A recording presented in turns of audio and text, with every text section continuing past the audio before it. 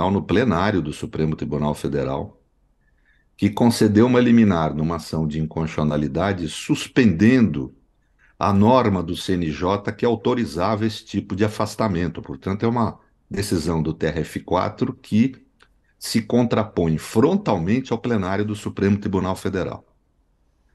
Também alegamos que, além dessa falta de direito de defesa, há, a nosso ver, uma falta de imparcialidade do TRF4 para julgar o juiz Ápio, né? Isso porque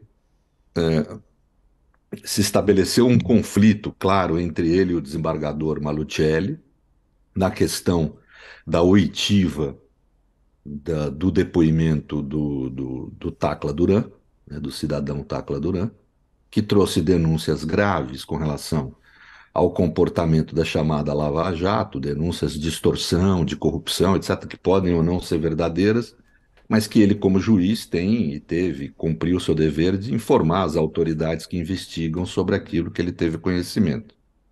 E isso gerou uma série de medidas, inclusive um pedido de uma determinação de prisão do Tacla Duran, que impediu ele de vir ao país para poder continuar a prestar seus depoimentos. E desde então, o juiz Apio entrou com uma representação no CNJ contra essas medidas impeditivas que a investigação fosse plenamente realizada, contra esse desembargador Matuccelli. Hoje, quem faz a denúncia contra ele é o filho do desembargador Matuccelli, que é genro do juiz Moro, e o juiz Moro recentemente assumiu publicamente que foi ele quem articulou essa denúncia contra o juiz. E nós achamos que, por várias razões, o TRF4 não é imparcial. Uma delas é muito especial, sabe, Fabio? O juiz Moro, quando era juiz, e, portanto, no exercício da função de juiz, o juiz Apio em nenhum momento é acusado de nenhuma conduta no exercício da função de juiz. Mas o juiz Moro, quando estava no exercício da função de juiz federal, ele grampeou a presidenta da República conversando com o então ex-presidente Lula e divulgou ilicitamente, vamos dizer, esse grampo ilegal, quando devia destruí-lo. O TRF4 não fez nada, ele simplesmente pediu desculpas. O juiz Moro, também no exercício da função de juiz, grampeou ilegalmente os advogados de defesa de Lula, algo que estarrece o mundo civilizado, né?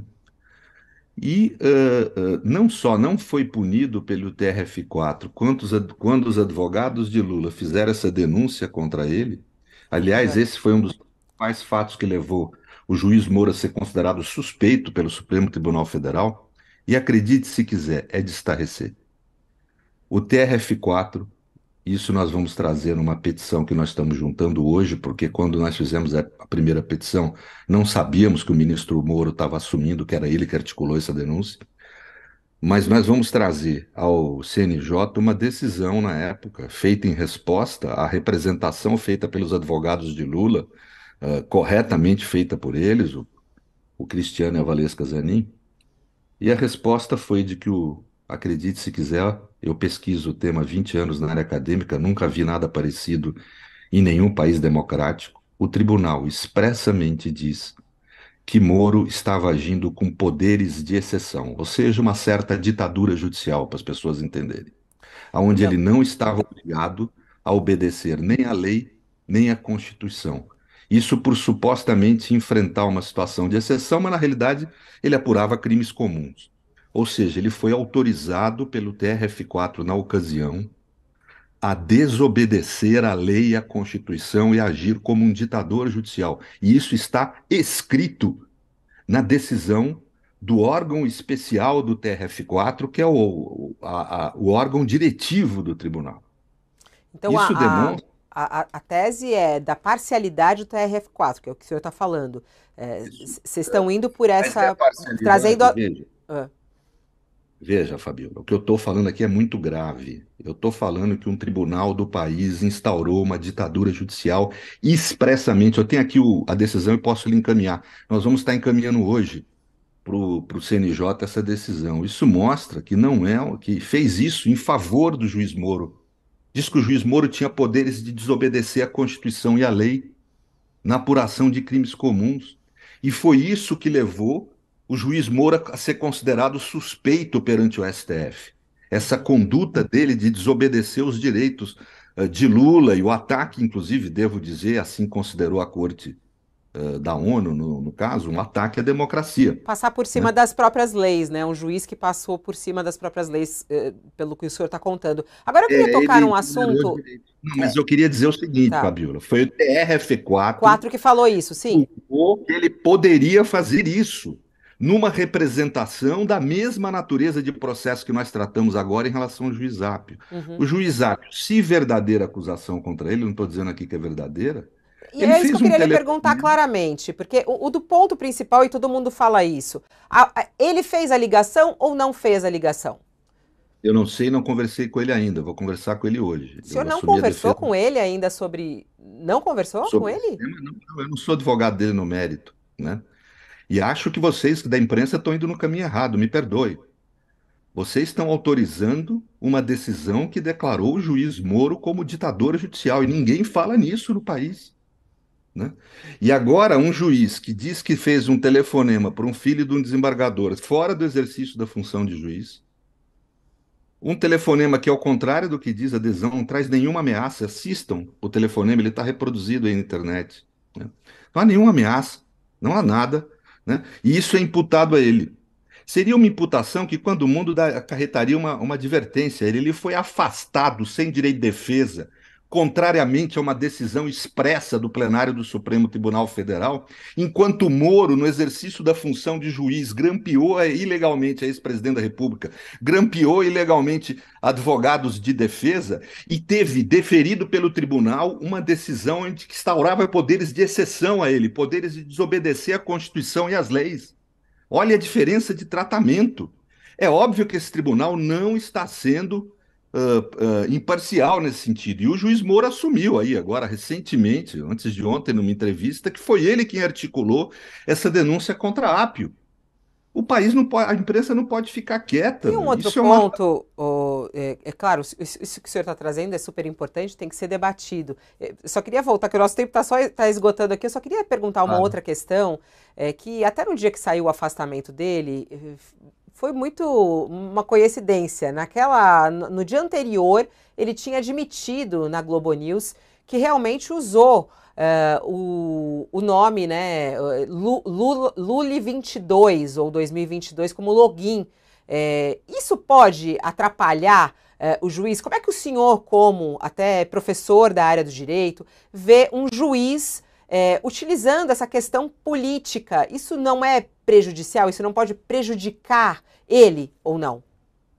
Veja, o que um juiz não pode. O juiz não é um lobotomizado. Ele não é politicamente um lobotomizado. Nenhum juiz é.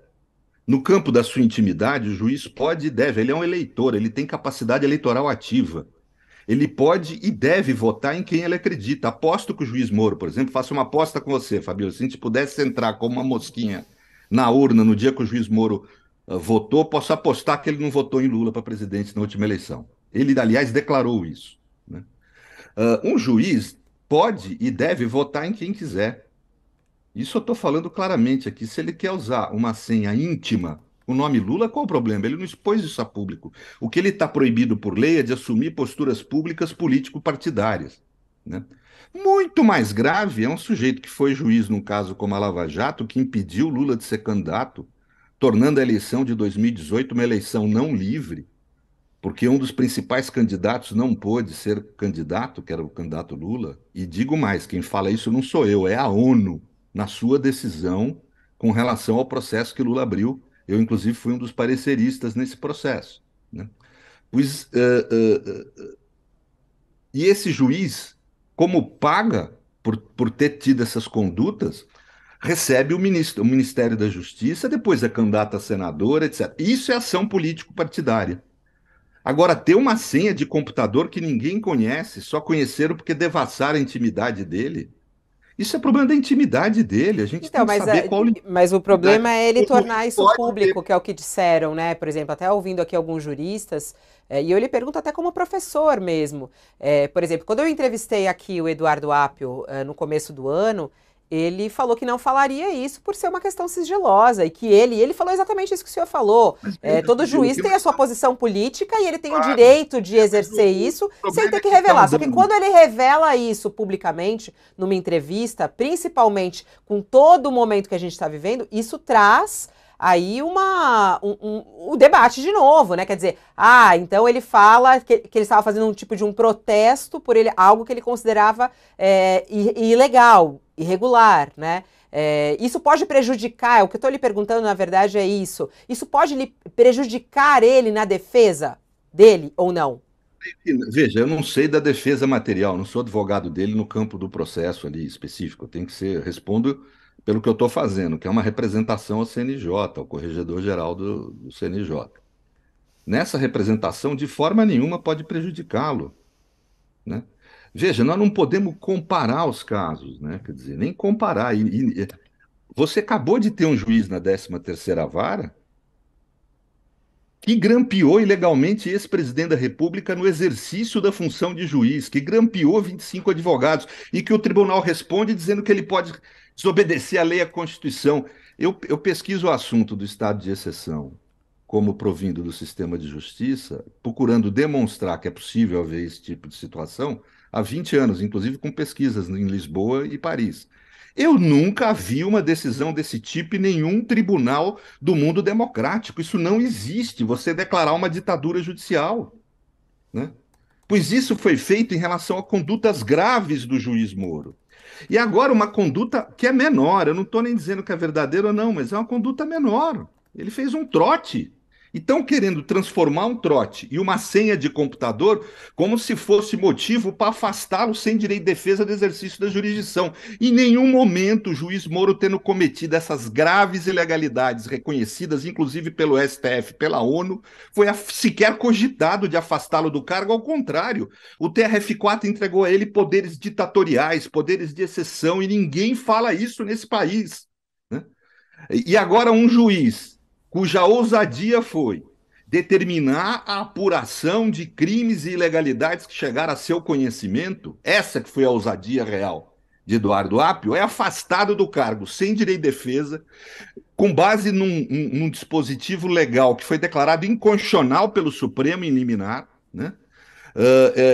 Por um tribunal que tratou o outro juiz de forma absurdamente diferente. Ao contrário, deu poderes de exceção ao outro juiz que agiu de forma muito mais contundente. Estão querendo transformar o caso do juiz Apio com uma importância que ele não tem no campo jurídico, Uhum. né? É uma Oh, importância, um relevo que ele não tem. Só para oh. lembrar, a pessoa que fez a acusação contra ele e gravou a suposta ligação do juiz, né, suposto trote que o juiz O senhor acabou de falar, ele fez o trote, quer dizer, o senhor, no começo, quando eu lhe não, perguntei não direto, o estou senhor falando falou que que ele não tinha fez, essa informação, é que agora o senhor acabou de não dizer, tenho ele essa fez um informação. trote, Eu mas estou foi um modo falando de de um dizer. suposto trote. Eu usei a Tá. expressão suposto. Não, por favor, não ponha palavras na minha Não, boca. antes dessa frase o senhor falou agora há pouco, até eu ia falar para o senhor isso, Não, só para não, mas deixar bem claro aqui, que o senhor suposto não trote. confirma que ele que ligou, o senhor Não disse que posso não conversou confirmar com ele como ele. Sim, cliente, não me informou isso. sim. Vocês estão querendo polemizar e transformar em questão uma Ninguém questão tá. menor que é Estou só incomparável com o perguntando para o fato senhor. de você afastar um juiz porque ele abriu investigações de crimes os supostos crimes, não estou dizendo que houve o crime, que foi levado ao conhecimento dele, é dever dele abrir essas investigações, né? Sim, E essas investigações, uma delas tentou ser obstaculizada por uma ordem judicial dada pelo pai desse menino que fez a denúncia contra ele e que é genro do juiz Moro, e o juiz Moro assume que articulou a denúncia. Gente, isso aí é óbvio que é um caso que não é um caso normal, corrente. Eu nunca vi, em 40 anos de exercício profissional, nunca vi um juiz ser afastado por um motivo desse.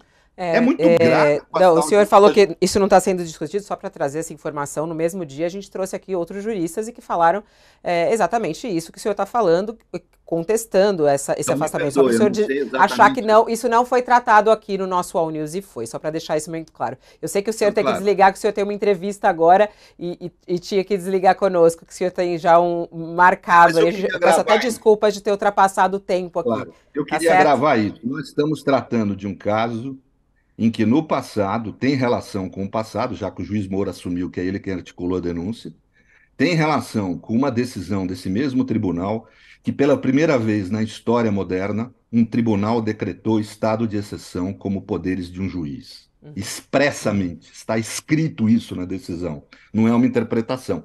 Disse que o juiz poderia desobedecer às leis em crimes comuns.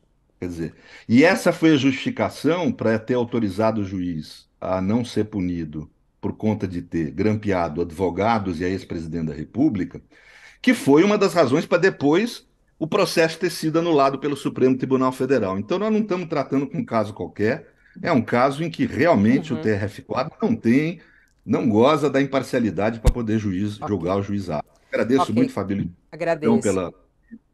Fica Muito obrigado. tranquilo. Obrigada, Pedro. Até uma próxima oportunidade. O Pedro Serrano, que faz parte aí do grupo de juízes que está atuando em defesa de Eduardo Apio. E ele trazendo aí toda a polêmica desse caso envolvendo o afastamento do juiz da Lava Jato e que a gente segue acompanhando aqui no nosso UOL News. Muito obrigada pela sua audiência, pela sua companhia. Vamos encerrando por aqui. Já te convido a estar conosco na edição das 18 horas. Diego Sarza te espera aqui e eu volto amanhã às 8 horas da manhã. Até lá, muito obrigada.